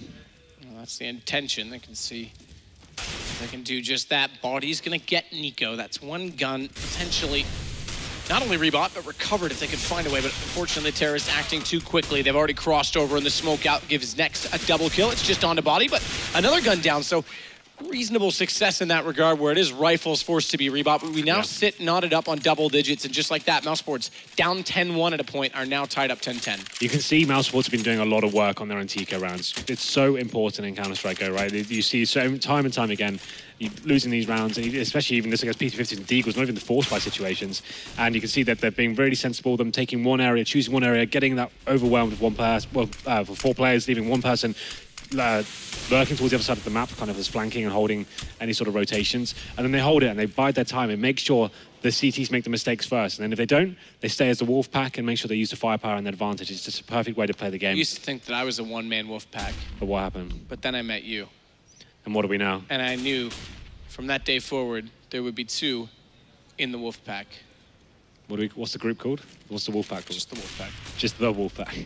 Okay, interesting. All right, well, let's get back to the game now, shall we, Henry? Sure, why not? As Methend is going to start things off, Fuchs follows it up on Chris J, and finally it's a sustainable lead for LDLC, who can sit back. No map control gained. However, they went passive on long, so Nico tries to compensate for that. It's going to be traded off by Twanu, and that's going to make things really difficult now, as it's just Dennis remaining. Bomb dropped. If Dennis pulls this off, well, he's got some position to work with. It would be a miracle because they've given up, or rather he's given up his position. That information smoked off as well. It's just going to be a game of cat and mouse if he even elects to try and go for this. Well, he doesn't have a whole lot of money is the issue. They've got enough for the next round, but it's not like he himself is in a super favorable situation. They might as well play the long game. If he can like scout an AWP or something like that, just pick up anything and upgrade, or even get some grenades off the floor, and that's just something to take into the next round to justify saving this point, that would be fine. But you can see the bomb is down lower B, the CTs are set up very effectively here. If you can find a couple of picks, that would work as well. Focus towards the top of middle. Dennis now just 15 seconds remaining, just trying to do anything he can with this, checking every angle. It's the first challenge, but it's going to be Fook who prevails there. 11-10. LDLC take the lead again after it was almost snatched away, but they come out strong with the short aggression there, taking those first 2 kills. And now going onto the double AWP setup, so we Body and Twanu running that setup. Big round for them going forward. This does reset the loss bonus if they do lose it. This would be a very dangerous round for them to lose, considering the scoreline right now. Round number 22. Chris J back on the AWP. We talked about him being a very influential player on map. Like Dust2 with Twanu and lower B waiting for him. This is the battle we'll be waiting for. Who's going to prevail here? They try to bait out the shot, and on the other side of the map, it's actually Speedy that takes down Devil. No one landing their shots from lower B. I'm interested to see where that went down. I didn't catch what Devil was actually. You should probably pay attention then, Henry. Well, I'm looking at the real action. Oh, yeah? I guess he pushed towards top of middle. Speedy, that's what Speedy is. Maybe pushed long. It's kind of weird when you stare at me. Down there. The real action. Oi. All right, sorry. Kiko. Counter-Strike. Speedy and Nex. Nex and Speedy, some might say. Have the bomb, but they're just hanging out. At this point, they have got the man advantage once again. We talked about the importance of this round. If they do get the bomb down, the double AWP setup to be very precarious to try and retake it. It's Chris J leading the charger. They still have plenty of time and an amazing amount. They've got 5 smokes still here, Matt. This is like pretty unprecedented at this stage in the round with a man advantage as well to have this amount of utility. Looks like a full execution will be coming in at this point. This is very good. Quick smoke down. This is going to be a drop. Speedy's already gone. And if it's a bait, this is the right time to switch mid, but he's down. He's heading toward A. This is a commitment. And there's no one to cover it off, but he needs to get on Twanu right away because the problem is he's given him the shot. And although they're trying to approach from quad, there was no trade, there was no response, and he gave up that angle. So now Twanu can actually sit back. They have long control still on LDLC's side, and this makes the retake favorable. The one saving grace is where we're locked on right now, is that Speedy did slip in to the CT spawn, but then knows that he's here, but it's going to slow them down considerably post-plant situation. And better still is that Nico might be able to time it perfectly to walk out through that CT spawn, catch the 2 players on ramp. That looks to be this exact case as he spots up 1, 2, and the 3rd he definitely saw, so that'll give information to his teammates. Next, tries to hold the angle from the catwalk. They know Chris is toward the quad. He overlooks Fook slightly on his initial peek as he goes slightly too wide, but they want this defused. They're going to get sprayed down by Nex and Nico instead. Really nice stuff there. The CTs, we talked about this being a huge round for them, and you can see that being reflected in the cash right now. Could justify a force by here, but this real nice play once again. The fundamentals of mousesports. Seems like Nico, we talk about him coming into this in-game leading role. His mid-round calls are actually really good and patient right now. They're not forcing certain situations. They're waiting for the CTs to give them and present them opportunities to get kills there. Getting the bomb down and playing the rounds very cleverly indeed. You can see Nico there, the great backstep towards CT spawn. That really did seal the deal. And now Nex gets an opening frag. It is going to be pretty much full eco coming in from the CTs. They have invested some body armor onto Devil, but that's about it. It's going to be Fook who's dropped first, and this once again it's discipline coming from mousesports. They've ascertained that the CTs are on a full eco here pretty much, so they're just going to get that first pick and wait for the reaction to come from the CTs. Ascertained is a good word. I know, right? I've got a little dictionary here. A lexicon. That's not such an appropriate one, but... What do you mean? That's what a dictionary is. I'm talking about the context of the game. Should we continue? Should I finish the point I was trying to make? I just want apple juice. Well, can you get someone on it? Why don't you go and sort that out, and I'll finish off the round. Hang on, I got an idea. You keep talking. I don't have an idea. I'm going to break something. You're going to type it in game, weren't you? I was going to type it in game. Anyway, so you can see the apple juice. This discipline. We're on stream to thousands of people. Surely someone can hear us in the building. It's okay. Someone's going to come from afar down the Autobahn with apple juice. But they're going to have literal apple juice, and I'm going to be angry about that. As Chris J, Genis, Nico gathering Yeah, they've called this perfectly. Look at the Nex getting some distraction towards long, trying to base in whenever he can. There's 20 seconds remaining. The CT's got to assume, okay, well, they're showing presence at this stage of the round. It's got to be an A-side, right? There's no way they'd come anywhere else. Wrong. They're using the man advantage in their favour, sacrificing Nex. There he goes down. It doesn't really matter at this point. The whole B bomb site is for sale. The bomber's going to be planted. CTs have recovered an AK-47. That's going to be in the hands of Devil here, but that's pretty much all they can do with this round. It's going to be body. He's close towards the B window now. Got to jump up and see what he can do with the CZ he's got in hand. There's a chance. Chris J, though, look at how ready he is. Yeah, exactly. I was going to say this AWP, which an AK already grabbed, could be an actual small victory in the round. Good play from Speedy, though, to come over and immediately catch him off guard. But then could have jumped on that then from the stairwell, but instead it falls back, and this is going to amount to absolutely nothing for LDLC, aside from that one AK grab. That's in the hands of Devil at this point in time, and I do believe that he's over toward long, so he's definitely far enough away. But that's only one gun moving forward. And Henry, yes. What score is it? It's 12, I missed it. It was last round. What score was it? 11-11. Yeah. I don't think that's a thing anymore. It is. It's actually a thing. I know. I mean, like in terms, we used to do it every game, like every time we had a chance. Money, baby. Now you're forgetting it. It's kind of like half-assed. I have Alzheimer's. Don't make light of that situation. You are right now by doing that joke. You're right. Didn't think that one through, did I? Well, don't think many things through, of course. Anyway, LDLC now, difficult buy for them once again. They have got 5 rifles, no AWPs though. They were running a double AWP setup before. May I remind you, ladies and gentlemen, this was 10-1 in their favour at one stage. It's now currently 12-11 towards mousesports. They have fought back in impeccable style here. Very strong second half so far. Only one going in favour of LDLC, but they're reset straight away after that one. Interestingly, the frag distribution on LDLC is fairly similar. There's been no one that's really slipped away, but I will say that Devil's lurk play on the T side was something that was strongly effective. And their entries were solid. This time on the CT, though, they're not getting map control, which is what they did to Ensign the final at Assembly. They were just able to push non-stop up long, get the very quick aggression toward the cave, and then if they weren't pushing there, they were pushing 2 and B almost immediately off the start of the round. And this one's looking to be just as quick as all the others, as Nico and Dennis just walk into B. 2 quick entry kills, and already LDLC's got to look for the save. Yeah, absolutely right. Looking at them, this is so frustrating at this point. You can feel the game slipping away from you. And the simple rounds like that, that's walking into B at this stage, not dropping a single frag. Double AWPs now on the T side. That's when you really know you're in 5th gear at this point. You can see the confidence building up for mousesports. Chris J hasn't, we talked about him having a really good form right now. It's actually Nex this evening the charge. He's on 28 for 13. Chris J is actually on 8 for 13, man. He had a great start to the game, but it kind of dropped off after that. Like, he was the only person in his team fragging, even though it was a 10-1. He just wants to, you know, he just plays with the meat a little bit and lets his team eat them. He's like a good leader. Like, he was a player, like, a lot of people have been calling out recently, saying he hasn't been living up to the form and maybe the high praise he's been receiving. Somehow, though, LDLC do find 2 in that situation, but they lose 1. I think that's more devastating going forward. You can see how precarious their cash is right now. It's on your screen. Every gun they could have saved them and everything at this point. I'm curious. Go on. I was going to say, I'm curious to see if Nico could replicate what he just did on that B entry, by the way. That movement mechanic. So crisp. Speedy nearly actually did like Devil, so he got him down to 44 that time. Just clips him on the way by to B. That's going to weaken things considerably on their approaches. A good push, though. Devil, rather, take that back. It's Methen. I just assumed that it was going to be Devil because he's so commonly doing that, but it's actually Methen with these pistols. And finally, they try something slightly different on the CT side, but it's still not going to work out. As Devil, remember, tag down to 44, is going to try and hold on from that A-ramp, AK in his hand, and now it's just him as body drops on the A-ramp, and he manages 1 kill only. That's on to Dennis, but it's another almost flawless round for Mouse, who have only given up 1 in their last 14 rounds, or rather 15, and it's going to be 14-11. It's 2 to go.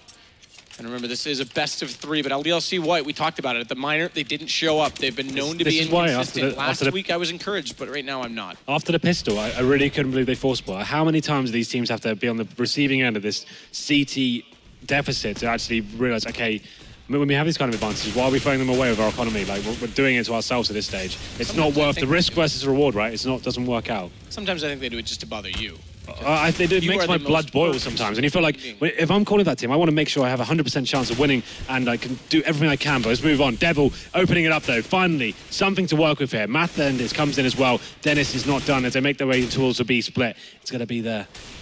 That was the most arrogant, I think, and disrespectful round that mousesports could have done. Double up out mid to try and go for the crossfire. No utilities, and they just get slaughtered on the way through. Timing was off. 2 players walked into B. No one inside mid to even support or distract the 2 anchor players. I think mousesports got a little bit ahead of themselves there. So LDLC able to pick up another round off the back of that. But we know the money was good enough so that mousesports could easily buy into this one. Chris J right back onto the AWP, but this time he's also got 2 to contend with on the other side. Methend is going to join that of Toinu. Toinu. I think it's actually, someone said it's Toy 2-0 or something. Like, it's supposed to be a messed up, like, anagram or something on Twitter. I don't know if I believe that. Maybe I'll just ask him. Yeah, he's only about 5. Go in there now and ask him. I'll do it right now. Excuse me, mate. How do you pronounce your name again? I'm in the middle of a game right now. All right. Just, how do you do it? Just quickly. Seriously, no. So this is the LDLC we saw at the assembly last weekend. This is exactly what they did to Ents. Now they're going to put 1 inside B site, so even if they lose the 2 that push and they think they can rush in for free, Devil's still there. As soon as they get information or establish the map control, Devil will rotate back to mid, which they got information this time, they're back. He's already back out toward mid, and he's in position for the split. This is a really good anchor setup. Unfortunately, they lose the first pick. Body goes down to Nico in the window, but regardless, mousesports are still going to try and push through, and LDLC, they're going to respond. It's now 3 versus 1, and it's Dennis the last alive. No bomb to play with. That's dropped in middle, so despite that he's gotten inside the B site, there's not much he can do in this situation. They know he's here. And we're not done just yet. We may actually have a game on our hands after this massive swing in rounds. I think you might be right. Let's have a look at the cash going forward. But yeah, you're actually right. That's actually quite an interesting approach. It's a little bit of a bait tactic, I guess. You send 2 players in towards the tunnels. They assume middle is completely open for sale. Then they've taken, they push into tunnels. There's nothing there at all.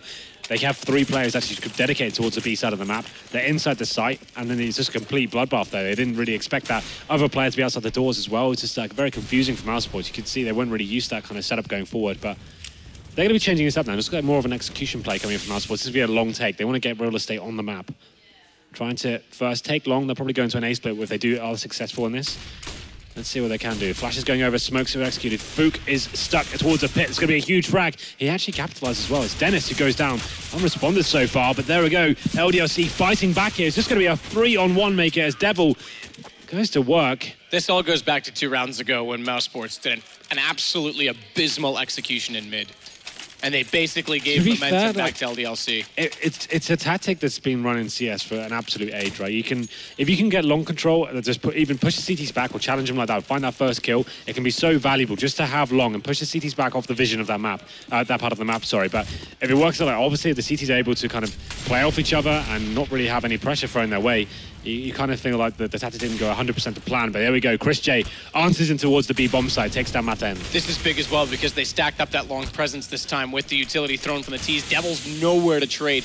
They're going to get a bomb plant out of this at the very least for mousesports. Not only that, they've got tons of time to set up post-plant positioning, so Speedy can anchor out toward long. There's going to be no one that can rotate through middle as well because Next is there, and already we're seeing it though. The CTs, despite having $5 grand on the deceased body's body, and 5K in the bank of Devil, they already have to look to save this because the rest of them can't afford weapons, and keeping that AWP in play is going to be massive. So it's going to be play for overtime. LDLC is conceding right now.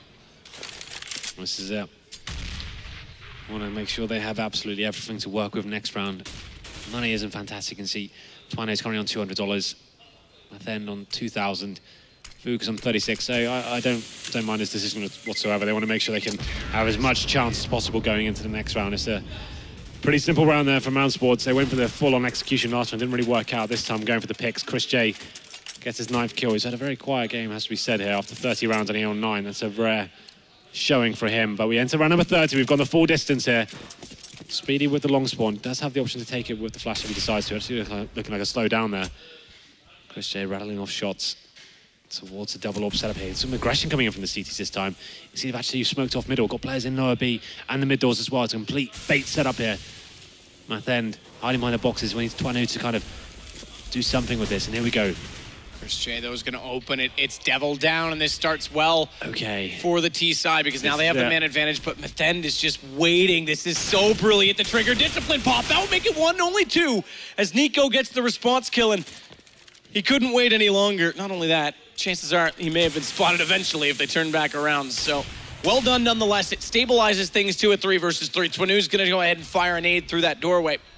No damage dealt, but Fuchs also has a good forward stance for LDLC. This will give them the confidence that Catwalk is controlled. Twanu's going to go back in towards CT spawn and make sure no one comes down long, but there's the first kill. Fuchs into Nico immediately, and suddenly overtime becomes a real possibility. 51 seconds, no need to rush this right now for mousesports. They can slow things down. They still have the bomb to work with, but there is kits on all 3 players remaining and 2 Molotovs plus a smoke, so decent utilities for the CTs to use, specifically those Molotovs in post-plant scenarios. You might have missed that smoke a little bit. Very likely. It's okay. There's a gap in it, but it's enough to cross with, I guess, towards CT spawn. That's the gap on the screen right now. Yeah, well, it's going to be watched by 2 ops, not just 1, so they'll have twice the chance. However, they both shuffle their position at the exact moment that the cross comes in, so Nex manages to get onto the platform, and that Molotov goes too far. That's back toward the barrels, and it'll have no effect on Nex's position. Crossfire set, trying to approach from elevator. The boost as well, but it's too predictable. It's almost easily spotted. Nex didn't see this. They actually have a chance for it. It's going to be a trade. It's down to the one-on-one, but Fuchs makes it work, and overtime is where we head. How appropriately in game number 1. It looked like Nex had done enough, but the boost was a little bit scrappy. Didn't really look like he's going to work out at all, but Fuchs stepping up, keeping his head cool there in the 2-on-1. You could see he absolutely outpositioned his last remaining T as well. And we're going to overtime, Matt. If it wasn't already late enough, we're going to do it. We're going to do it on all 3 maps as well, I think, as well. Why not? Okay, then. Let's keep up the minor mentality we had last week. That's probably not a good idea. Every game overtime, every series best, all 3 maps. I mean, we can have that kind of Counter-Strike, but I mean, the mentality that you and I had was inappropriate, I was trying to hold it together. Unprofessional, and I blame you for all of it. To be fair, for a Take TV event, we've actually been pretty well restrained so far. We've actually been pretty serious. That's debatable. No, in terms of what we were at the minor, this is pretty reeled in. Yeah, that's true. Like, this is a pretty disciplined cast. But it's been good Counter-Strike, to be fair. It's actually been quite a good game. The fact it was 10-1 down and they've kind of battled back and now going to overtime, of course. I'm very surprised that it took LDLC that long to start using the aggressive tactics that worked for them last week. When they played against ENCE, it was that 2-man push in tunnels. It was that aggressive op on the catwalk. That was getting them numerous rounds against ENCE, and they didn't use it until the very end of this game. Sure. Well then, Fuchs is definitely the hero of that last round. 2-on-1, manages to pull it off. We're going to overtime. I don't know the overtime rules for this event. I assume it's MR3. Why would you assume? Because I make an ass out of you and me. Exactly. Well, at the minor we had MR5, 16K. Who knows what we've got in store? Maybe someone can tell us. They're dot readying. Has anyone 16K in their bank gone to the bathroom? So. Has the apple juice, Henry? Can we get a man? Any man? I need a man. Don't all jump at once. Yeah. They're not even listening to us, Henry. Chances are we're muted on stream. Not by the production, but just like all the viewers were like, mute these guys. They're terrible. Ruining. Production says they muted us as well, Henry. Okay. Well, can you make the request again? Maybe I should just get up and go do it. I'm not sure I can hold it together for that amount of time. Yeah, you absolutely. What do you mean? It's like 2 seconds. I'll crumble, Matt. Maybe I should do it. You're better at this sort of stuff. Is Raheem doing it for us? The real MVP. Yeah, we got this. We figured it out. We got a man. Debatable that he's a man. You should see. So we're talking about Jackie right now. Okay. 6'2". You should see that guy in the back of a 911. Oh, what are you doing with that back there? You and me, Jackie, in the back of a 911. I think he was sitting with like his knees like this. Got carried away. We were going down the Autobahn. It was kind of funny. So it was a good time. Red Bull. We wanted Bull. apple juice. Apple juice. Just give me some beer. Jeez. He send a boy to do a man's job. This is what he comes back with. Unbelievable. I thought these were just for the advertisements. Are we allowed to drink? Yeah, get it? Meme. Dank memes, bro. You're actually opening it. Are we not allowed to? I mean, it gives you wings, Henry. To go with those devil horns that you have. Interesting story. Thanks. Wait, which one? No, actually, I'm not going to go there. I was going to talk about the tattoos I have on my back, but they're the worst things I've ever had. Why? You've seen them. I don't know. Yeah, you definitely have. I haven't got horns. I'm behind you all the time. I said I haven't got horns, but I've got some stars. I actually don't know if I... You must have seen them or something. I've definitely seen them, but I don't know that I remember them off the top of my head. I'd have to... maybe I'll get a refresher tonight, you know what I'm saying? I know what you're saying. Kappa Pride. Hashtag Cup of Pride. I think we're getting back into this one. Well, I'm extremely excited about that. Oh, it might be good that we brought Red Bull over, because at this rate, Henry, I think we're going to need an intravenous of Jackie Red Bull. sorted it all out. It's all fine. Real MVP status, Jackie. Okay, thank you. Apple juice. Oh, I'm sorry. Okay, let's get into it. It's overtime. It's MR5, Matt, so you assumed wrong. It's going to be... We've got full reset here, first 6 rounds, obviously. Let's see what we can do here. Double... Oh, I was going to say double orb setup. It's actually single orb setup. I assume LDLC, after the success they had, would have been rolling that, but just going to be Twano this time. They have got some aggression coming in. Twano is boosted off towards short. He's taking a lot of damage, though. Going to be falling back as he does go down to 10 HP here. You see, interesting enough, though, it's actually quite a nice little note. They've actually opted to go only 1 set of head armor, Matt. They've got 4 sets of body armor in overtime. Obviously, they know they're going against AK-47, so trying to eradicate the CT economy being an issue going forward, they can actually save $350 every round. Racks up. Thanks, bro. Good math. No, I totally understand this theory and logic. It's just we definitely haven't seen it recently. It does make sense, complete sense. It's apart odd. from the pistols come out. Exactly. That's the only time. And like, so if you have the money, obviously you should spend it in that sense. But it is odd that we don't see it as often as you'd think, because it makes, against the weaponry in this round, it makes perfect sense. So regardless, we are going to see them as we get our nice little corner cam. It's actually the fly on the wall. Sometimes that's me in Henry's room, as they are going to get smokes out walking from catwalk. Nice damage with the Molotov as it actually hit him in the kneecaps. I wish it would actually just set the model on fire when that happened, but good timing from Devil. Tries to go for 1 peek. He takes down Chris J. It's Nico to get the trade, but Twanu and Fuchs, I put so much emphasis on getting his name correct that I messed up everything else, do get the response frags, and it's going to be just Speedy and Nico. Bomb dropped, and the problem is that it's over the ledge. It's down at the elevator, and the elevator's out of commission because the commissionaires are there to do the service, and it will be Speedy's death as a result. That was bad. Thanks, man. I appreciate it. One of your words. Thanks for the support. Commissionaires. What the hell does that mean? Couldn't think of mechanics. Janitors, maybe? Couldn't think of the mechanics. Listen, dude. You could have just not thrown me under the bus. Commissionaires. You could have just not thrown me under the bus. I appreciate that you did. Oh, man, that deserved it. Like, screw the analysis. Let's just talk about commissionaires. Good Lord. Anyway, Team LDLC take the first round in this MR5 overtime. Mousesports trying to force the issue up towards short, not really working out as Twanu came to life for the AWP. We're into round number 2 here. Obviously, we do have 16k start money, but Mousesports get a little bit rattled this time. Going to be a much slower approach, not going for any sort of serious map control here. It's holding towards middle. Not forcing anything just yet. Same with the CTs, not showing the same aggression they did in the first round. As we do have a play coming out towards mid, though. It's going to be Mousesports heading their way out. I'm trying to make my keyboard work. It's Nico who's going to be smoking off city spawn as they're going for another B split. You could have just done that. As Nico walks through, he'll get body as well, but it's immediate trade. Next manages to follow it up, and now watch Devil, because there is still a gap above that smoke. Speedy's timing, all right, good election from him to walk back through the tunnels. They'd already gotten the B site. There's no need for him to risk running up the ramp, because that just would have thrown his life into the hands of the Devil, quite literally. As now the CTs, having already taken round number 1 in overtime, remember, MR5, gonna try and approach B from one coordinated and emphasized attack at the front door and the window. It's going to be Dennis that's watching off, as well as Next down below, 13 HP. Missed the Molotov slightly. That goes up above. I think just a fraction of it landed on the boxes, but it doesn't matter. They're already going to push it. It's Chris J getting 1, but it's traded again. It's Fuchs and Devil, and suddenly it's all on Speedy. 1 versus 2, manages the first kill, and now he can play the time. And he smartly gets back down the corridor. He can wait this out. Devil's waiting for it. Devil's got it, but does he have the time with the defuse kit? Not at all. It takes balls of steel, man, not to face that bomb after you get the first frag and the 2-on-1. You'd think, oh, is he doing a full defuse? Has he been covering his teammate? He's trying to body block me. Didn't go for the reface, and it paid off for him. Gave himself the guaranteed win at the point he faced. It works out. Mousesports back. It's going to be 1-1 here. And the double orb setup now coming out for LDLC. This makes more sense. They've actually started to get head armor as well. Kind of changing that idea. And there we go. Math End going for the audacious face towards middle. Takes down the bomber and the AWPer of Chris J.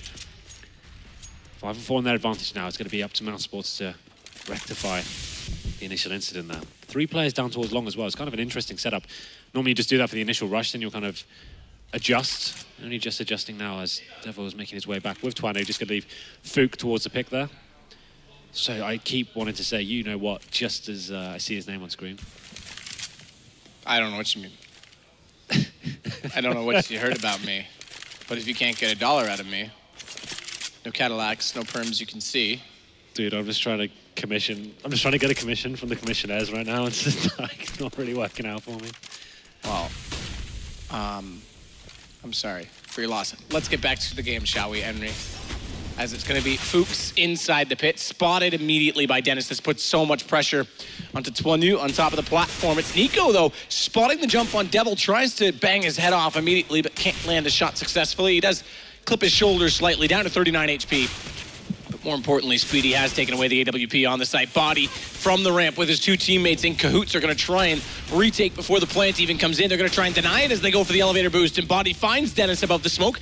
It's a decent start. A great attempt as Nex, however, does line up Body immediately after, and it's just a battle right now, a tug of war for who can have the most real estate. And the problem is that Speedy thinks that they have it. He thinks that they're going to get that long plant. He's already fading away. There's no trade potential, and the bomb's in a very precarious position. About to say, they've bought themselves some time there to justify rotation towards short, but the fact they actually haven't done that's kind of interesting. Let's stick together once again. Bomb will be planted just about. Speedy trying to get away here from the jumping shots, rattling in on the bomb site. He should be out of this round, but somehow he makes the 2-on-1 work in the overtime.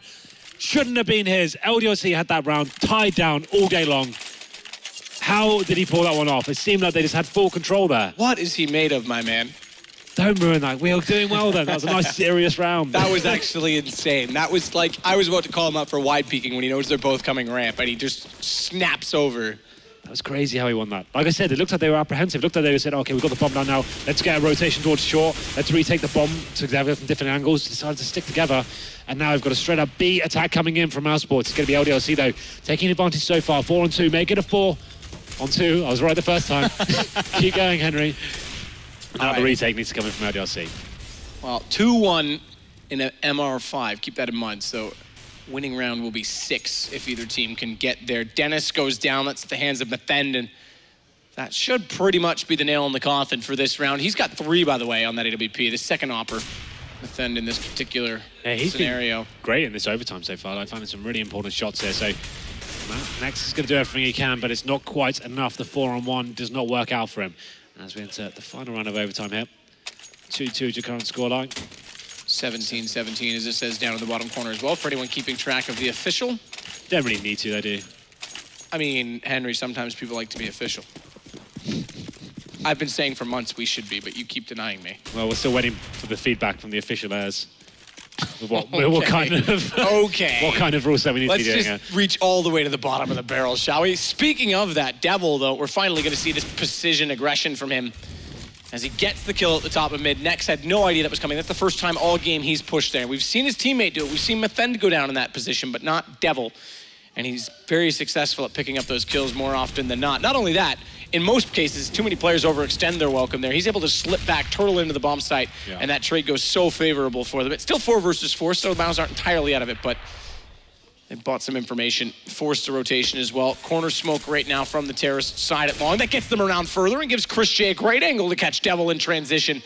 Down in the site he goes, and Fuchs, putting emphasis on the catwalk to make sure it's not a two-pronged approach, is going to soon lose all his teammates. He gets the information Nico's down below him, but he's given up A in the process, and the bomb, the last round of this half, sure to be planted any second. Another great kill on the lurk from Nico. Just body remaining now. He is in no man's land towards middle, and he's going to be dealt with by Nico in the end. So mousesports, much more simpler approach to their overtime. Didn't want to go back to any of the executions they had or doing anything like the disciplined play they were doing. It actually kind of going a lot looser there. Some B rushes in and pushes up short without no real rhyme or reason. So trying to throw some curveballs in there towards the end, but they do win the half. 3-2 in mousesports' favour as we enter the second half now. The first to 6 at the top of your scoreboard there. If you'd like to be official like that, it's going to be the first to 21. Looking like LDLC though, this is interesting. Striker, that's rude. What's Striker done now? Nah, don't worry about it. It's going to be a quick pop flash. Good corner setup right now from Nex, but Dennis, you need to go. You need to support that. If it's a crossfire, you need to be involved in it. Unfortunately, comes out a little bit late. Nex gets overwhelmed, and I think he was anticipating more of an arrival from the players at mid, but the rotation from CT should have covered that off for him. Nonetheless, this favors LDLC considerably as they're now going to walk in and get a bomb plant, surely, but with Body anchoring down in the tunnels, reasonable post-plant positions, as well as some utility on the window to buy out more time, and it'll be Interesting to see what the approach is from the CTs. They don't obviously need to save quite so early in this overtime. It's only round number 1 of this half. Double flash in. Speedy goes. Spots bomb at least, but no one else. Chris J will get the trade on body, but it's going to be Methend in the end to hold it down. Well, there we go. Very interesting approach from both teams here in the overtime. LDLC not even getting any map control whatsoever, Matt, they're going forward. They actually just went for the straight up B take, going in, all towards the tunnels. No one really commits to any side of the map whatsoever. It's a very high-risk maneuver there. You have no information as to what the CTs are presenting to you in the round. They're going to be. Works out for them, though. 3-3 comes in. mousesports lose their lead as we enter round number 2 here. And Chris J, though, he replies back straight away. Long spawn taken. Takes down Fook at the long doors. Bomb is actually stranded towards the top of middle here in the hands of Devil. Body makes his way, and he's smoked out of the B tunnels right now, and he's actually a little bit isolated. He decides better of it. Falls back towards his teammates. Now they have 1 minute 25 to work with and decide where they're going to go next, as all 4 players are in lower B right now.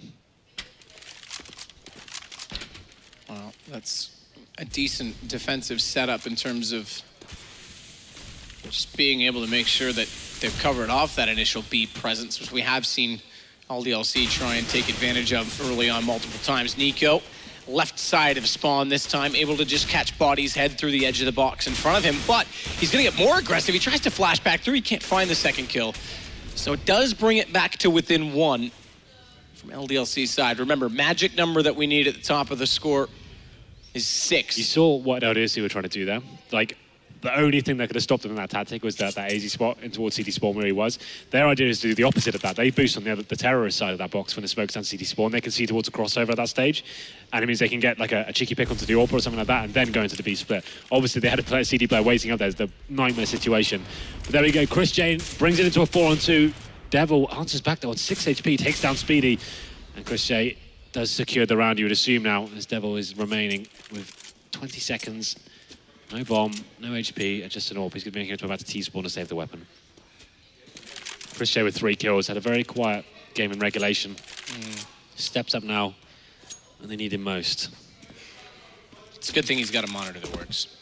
That is good. That feels like a lifetime ago. Doesn't it? I think that's when we just started the podcast. Do you remember that first episode?